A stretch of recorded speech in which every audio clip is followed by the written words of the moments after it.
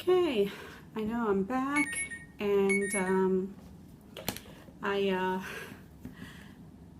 have to update you on what was going on for, let's see, I made the video on December 23rd, and here we are now, January the 24th. No, January the 25th, excuse me. So, after my second shot, which was back on December the 21st, I suffered a vertigo episode, which lasted about 3.5 hours. The good thing was that I never got to the point of the terrible nausea and the vomiting and diarrhea. And this was the day after my injection.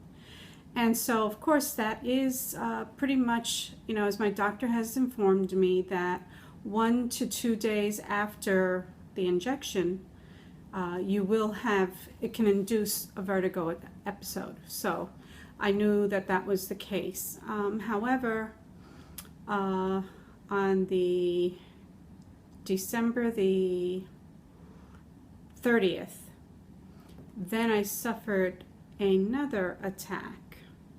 And it was mild compared to the severe attacks I've suffered.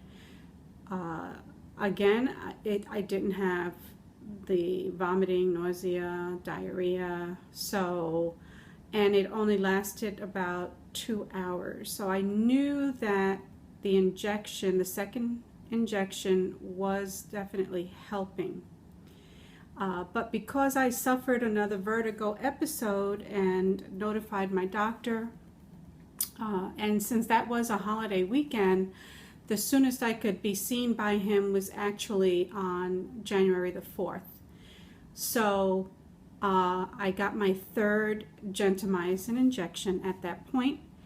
And after having that one, of course, the very next day, I did have an episode, and again, that was mild.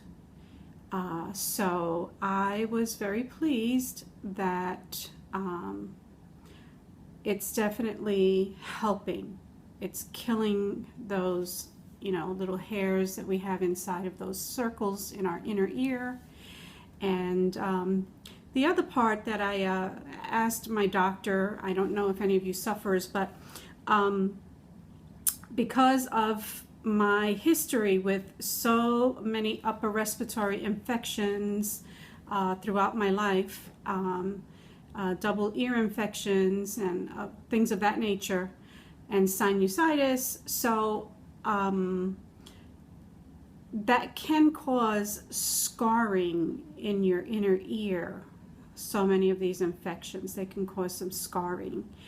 And he informed me that normally when he gives patients these injections, they can take the full dose amount.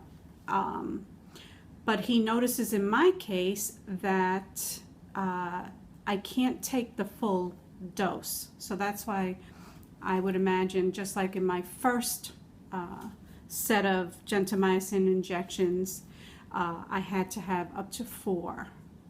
For it to finally, do its job. And so here we are now. Third one was done on the 4th of January. And so I had my follow-up appointment this past Monday. And I was pleased to tell the doctor that when he asked me, "How are you doing?" I was able to say that I'm doing better. I have not gone into a vertigo episode, but of course the tinnitus is there, and there have been times where it flares up. And then two, if I am dealing with allergens, as I had been like for the past week, I just was so congested. it doesn't help my Meniere's in that I'm not feeling the greatest. I will feel like kind of lightheaded, dizzy, can't move too fast. So I had to go see my allergist, and that I did also on Monday, on the 23rd of January. And he gave me, of course, the steroid injection, and I am on a oral dose of steroid because of the inflammation. And I was having a lot of sinus pain, head pain. My ears were clogged, and even with my hearing devices, I couldn't even really hear. Unfortunately, it was really, really bad. So I'm starting to feel better. I can hear better now, and so this congestion. So I don't know for any sufferers if who have been having this, Meniere's attacks, because they have that history, then we have something in common.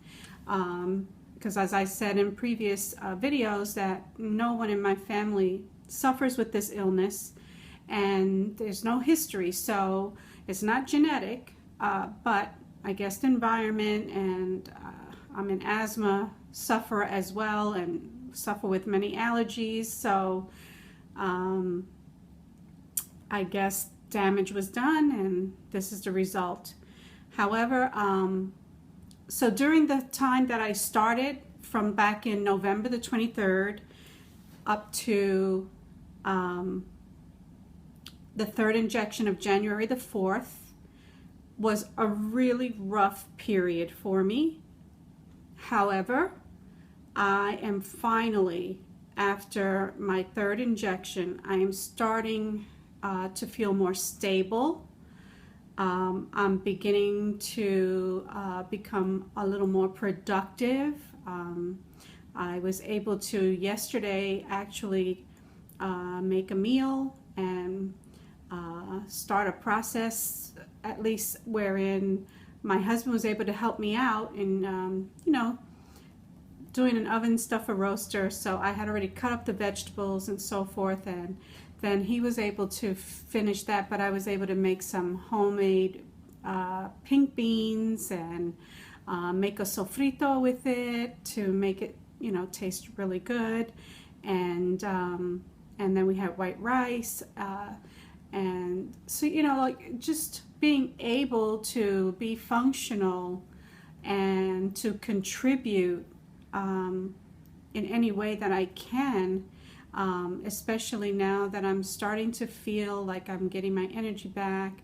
And what was so wonderful too is being able to get to my Christian meetings, and we had a special week of activity with a traveling minister who visits us with his wife for a week, and it was so encouraging and uplifting spiritually. So that also helps in being positive, and hearing these wonderful things coming from God's Word, the Bible, definitely improves my mental health, my spirituality, and keeps me focused.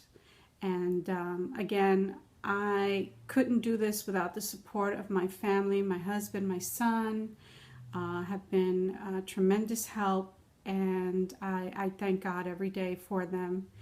And so I just figured, let me let you know what was going on. I am, like I said, I am also like going out, taking walks, because exercise helps with the circulation of your body, the blood circulation. And so by getting out, being active, moving, it's going to also help you, and get the sunshine when it's sunny out. And so anyway, that's what's going on. Hopefully, as he said on Monday when I saw my specialist, my neuro-otologist, he said, I want to see you in a month from now and see how you're doing. So Anyway, you guys take care. And if you have any comments, any questions, please post them. And I'll be more than happy to get to them and, do what I can. All right. Bye-bye.